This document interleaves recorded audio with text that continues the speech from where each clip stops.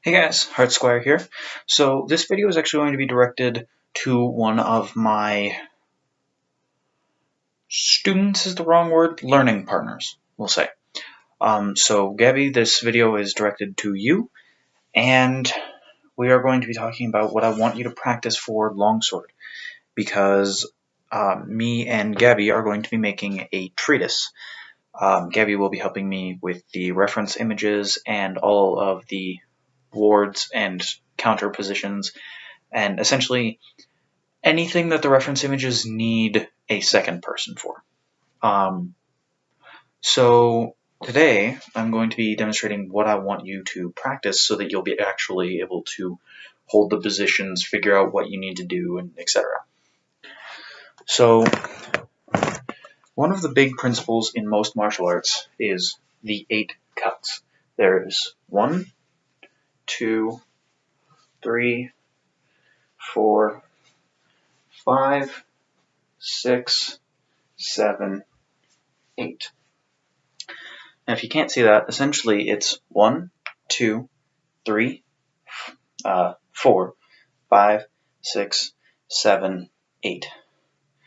Or in any order. Essentially, you're looking at the 8 cardinal directions. So, Gabby, I want you to practice 1 and 2 in the style that I call it, that I learned. They're called 1 and 2. So,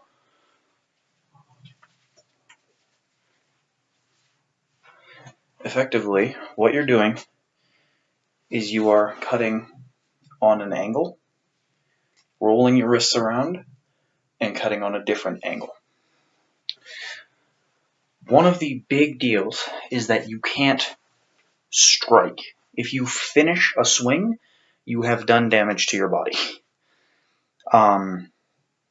Essentially, by the time you accelerate this, you have the energy that it took you from here to here, and you're trying to stop it in as short a distance as possible.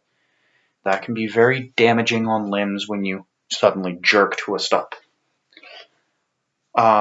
So what you should do is you should roll one into the other.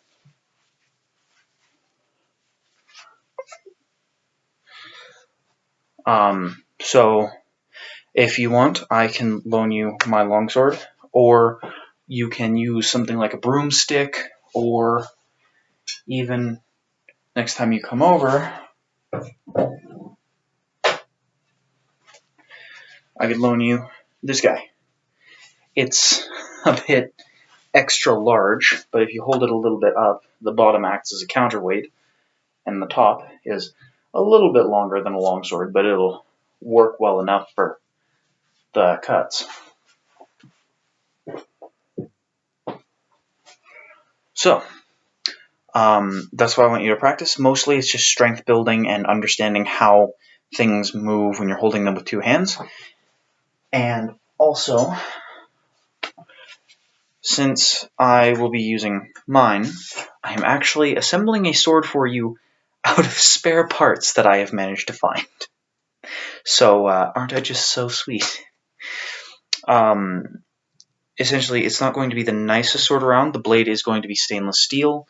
The guard is made out of pot metal. It's this guy here from my Lord of the Rings sword. It's going to be a fetterschwert, so the blade is going to have a shield drop down and then be thin the rest of the way up. And I have completely modified the tang of this weapon. Originally it was a rat tail tang, which means that it's super, super weak.